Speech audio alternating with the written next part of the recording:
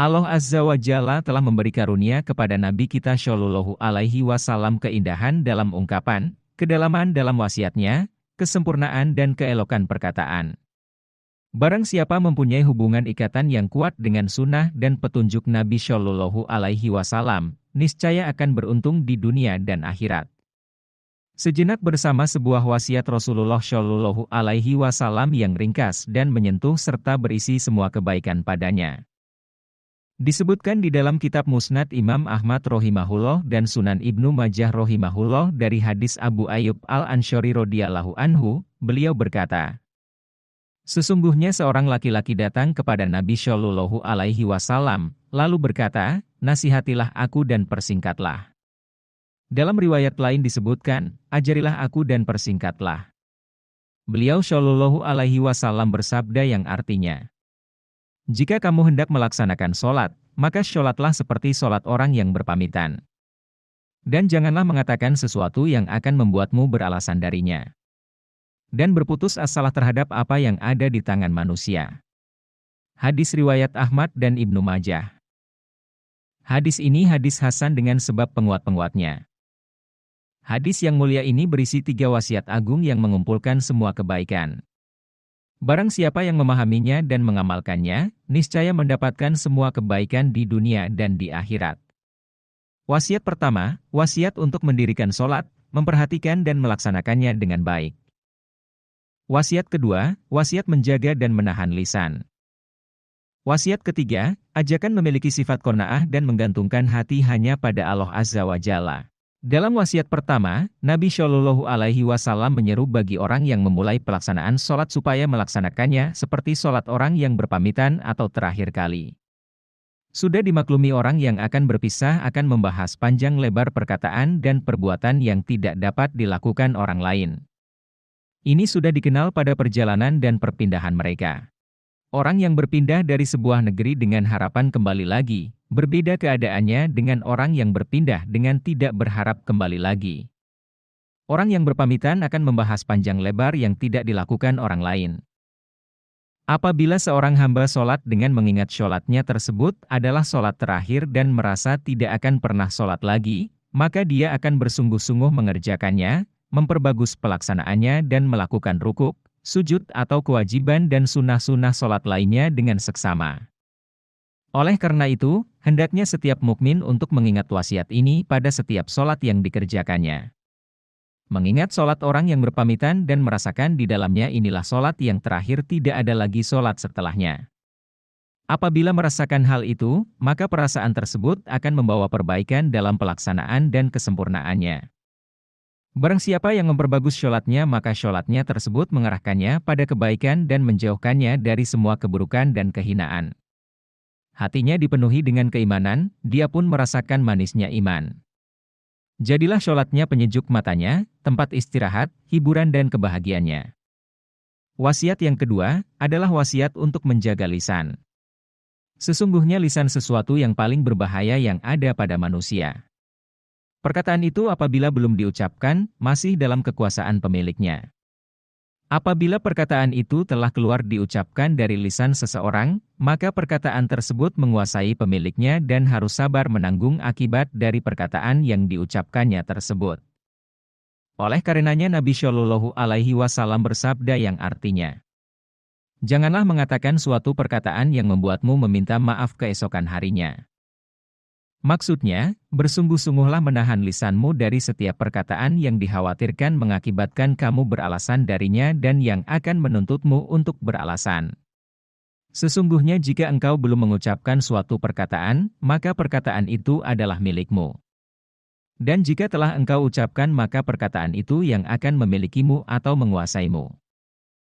Dalam wasiat Nabi kepada Muadz bin Jabal radhiyallahu anhu, Nabi Shallallahu Alaihi Wasallam bersabda yang artinya, maukah engkau aku beritahukan sesuatu yang jika engkau laksanakan dapat menguasai semua itu? Saya berkata, mau ya Rasulullah. Maka Rasulullah Shallallahu Alaihi Wasallam memegang lisannya lalu bersabda, jagalah ini. Saya berkata, ya Nabi Allah, apakah kita akan dihukum juga atas apa yang kita bicarakan? Beliau bersabda, ah kamu ini, Adakah yang menyebabkan seseorang terjungkal di atas wajahnya atau di atas hidungnya di neraka selain buah dari yang diucapkan oleh lisan-lisan mereka? Hadis riwayat Ahmad dan At-Tirmidzi.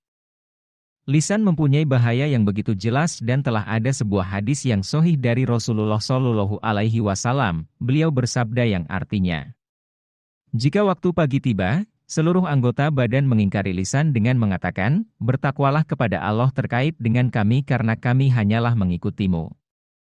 Jika engkau baik maka kami akan baik. Sebaliknya jika kamu melenceng maka kami pun akan ikut melenceng. Hadis riwayat Ahmad dan At-Tirmidzi.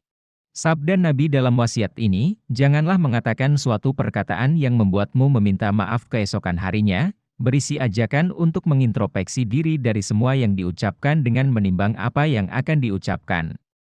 Jika terdapat kebaikan maka dia ucapkan, jika terdapat keburukan maka dia menahannya dan jika yang akan dia ucapkan sesuatu yang meragukan tidak tahu apakah kejelekan atau kebaikan.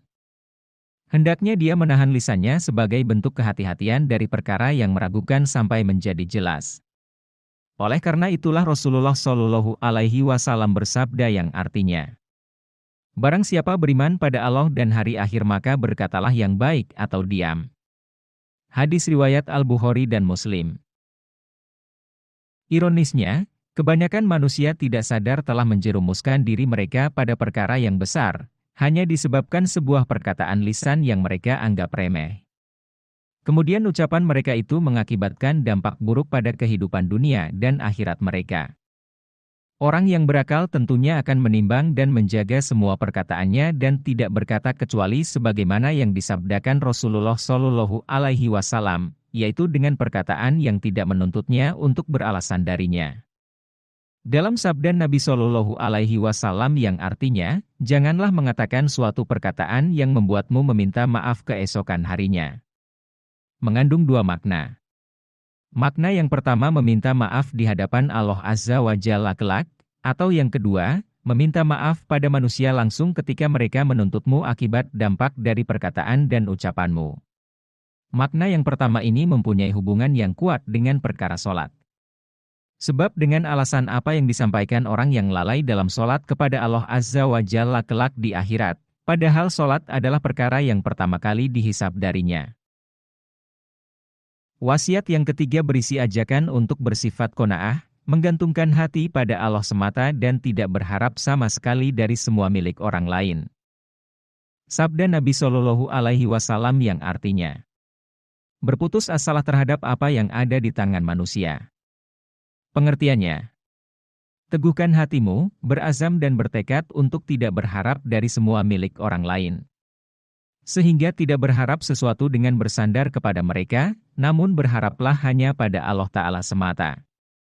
Jika dengan perkataanmu tidak meminta kecuali hanya pada Allah Azza wa Jalla, begitu juga hendaknya dengan perbuatanmu tidak berharap kecuali hanya pada Allah Azza wa Jalla saja.